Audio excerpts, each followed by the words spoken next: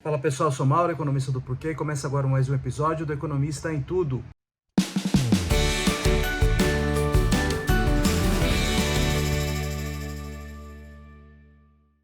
Para você que está chegando por aqui, eu convido a se inscrever no nosso canal e a ligar o sino para receber as notificações. Toda semana 3 vídeos novos e também a visitar o nosso site www.porquê.com.br, que tem bastante conteúdo escrito lá. Hoje eu vou falar um pouco do caso das lojas americanas, tá no noticiário, acho que muita gente está acompanhando, muita gente não entende direito o que está acontecendo ainda, uma parte do que está acontecendo eu também não entendo direito, porque não está claro ainda, tá?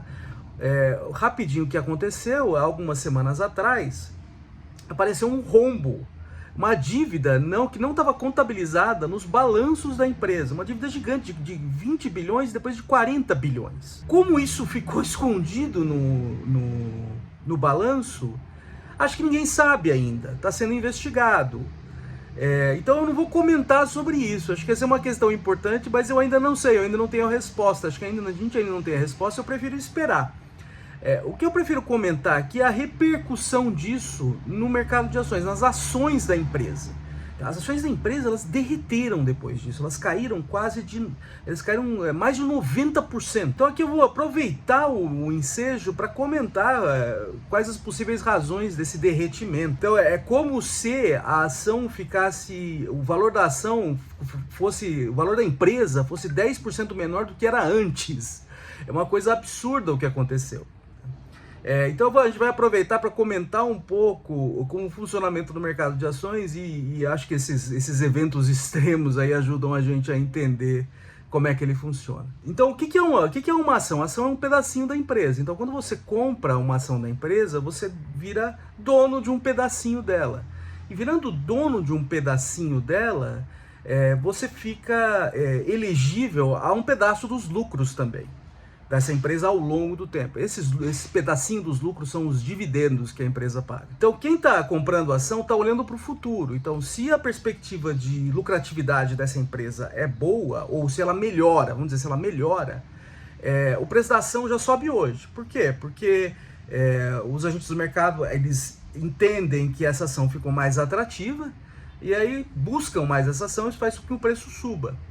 O contrário acontece quando aparece uma notícia que ela vai ficar menos lucrativa no futuro. Isso aí faz com que ela fique menos atrativa hoje, porque a fluxo esperado de dividendos é mais baixo, e aí o preço dela já cai hoje. Então o que aconteceu no caso das americanas foi uma notícia horrorosa. Tá? Primeiro, o que pode sinalizar um rombo desse tamanho? Pode sinalizar que a empresa ela não é tão lucrativa quanto ela parecia. Então, o que isso indica? Indica potencial de má gestão, potencial de fraudes lá dentro. Então, é uma empresa bagunçada. E, além disso, assim, essa empresa ela é uma empresa listada em bolsa. Ela emite ações em bolsa. Quando a empresa emite ações em bolsa, ela se compromete com várias normas de transparência. Porque quem está comprando a ação do lado de fora não tem informação total sobre a empresa. Então ela tem que se comprometer com um monte de coisa, um monte de normas de transparência. Então essa empresa, as lojas americanas, ela potencialmente violou várias dessas normas. Então, primeiro, ela pode agora ser vista com desconfiança por investidores, faz com que a procura por ela despenque mesmo, e acontece o que aconteceu. Segunda coisa, ela pode sofrer sanções do regulador agora, do mercado financeiro. Isso aí pode tornar a empresa menos lucrativa também. Então, outra coisa que pode acontecer é isso, sanções de algum lado, sanções tanto do regulador como sanções judiciais.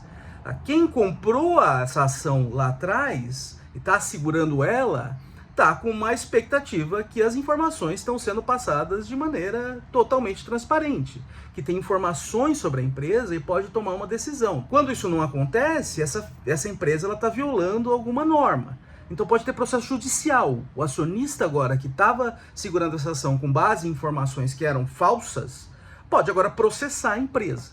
Então uma outra coisa que pode acontecer é custos judiciais que podem aparecer aí para frente, o que torna de novo a companhia menos lucrativa aos olhos de investidores hoje.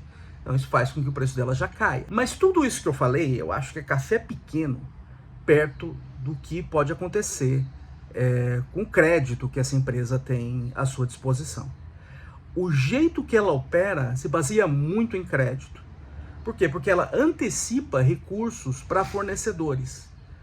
Então, como é que ela antecipa recursos para fornecedores antes de ter o recurso da venda? Por exemplo, ele quer uma pessoa, por exemplo, a empresa compra uma TV de um determinado fornecedor e vai vender para o consumidor depois, sei lá, de um mês, quando alguém chegar no site e comprar. Então ela precisa pagar a empresa que produziu a TV. Bom, como é que ela faz isso? Ela precisa de crédito. Então ela vai até o mercado privado de crédito, a um banco, pega um empréstimo para pagar esse fornecedor, para depois receber o dinheiro do consumidor lá na frente. Isso aí depende muito de crédito. Os bancos estão olhando para isso, a primeira coisa que eles falam é o seguinte: bom, essa empresa ela está cheia de dívida, ela não vai ter dinheiro para nos pagar, então eu quero meu dinheiro agora. Então o caixa da empresa já tende a secar por causa disso, porque tem banco já batendo na porta e falando assim, me paga. O segundo ponto é, que banco vai querer emprestar agora para essa empresa? O tamanho desse buraco que tem. Então o crédito agora tende a secar. Tendendo a secar, isso inviabiliza muito da operação da empresa. Então por isso que eu acho que tudo que eu falei antes é café pequeno perto disso.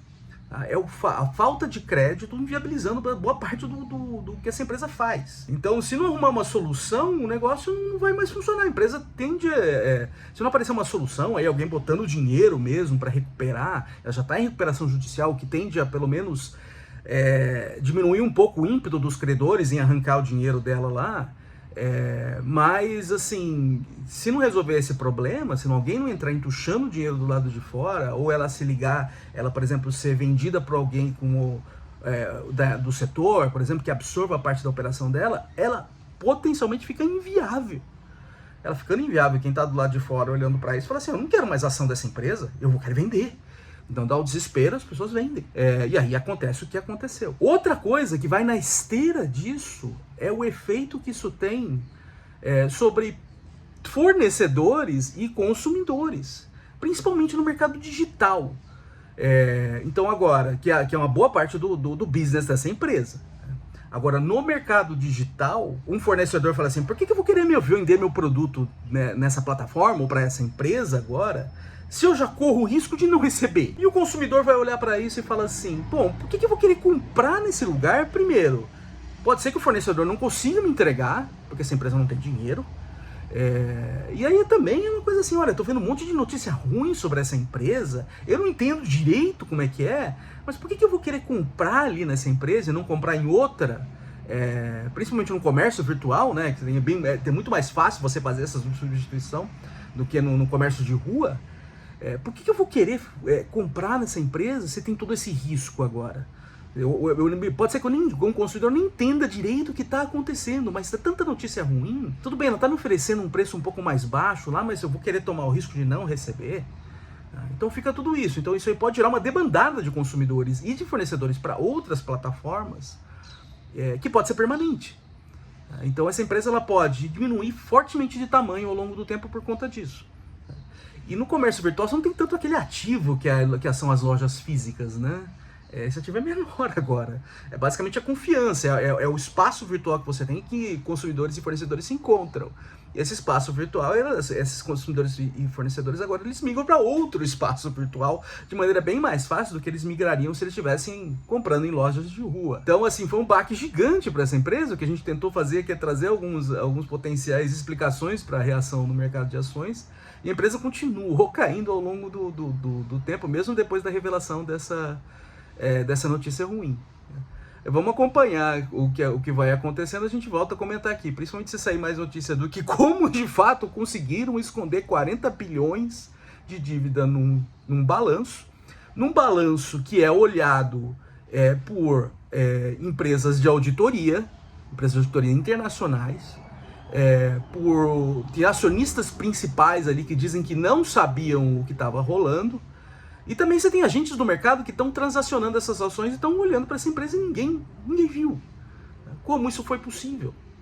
A gente vai esperar aparecer mais notícias, a gente comenta mais aqui no Economista em Tudo. É isso aí, pessoal. Muito obrigado por ter assistido o vídeo. A gente volta a conversar mais na semana que vem. Dá uma olhada no nosso canal, tem bastante conteúdo lá. O endereço é www.porquê.com.br. A gente também traz redes sociais, a gente tá aqui no YouTube, no Facebook, no Instagram e no Twitter. E é isso aí, até semana que vem. Um abraço!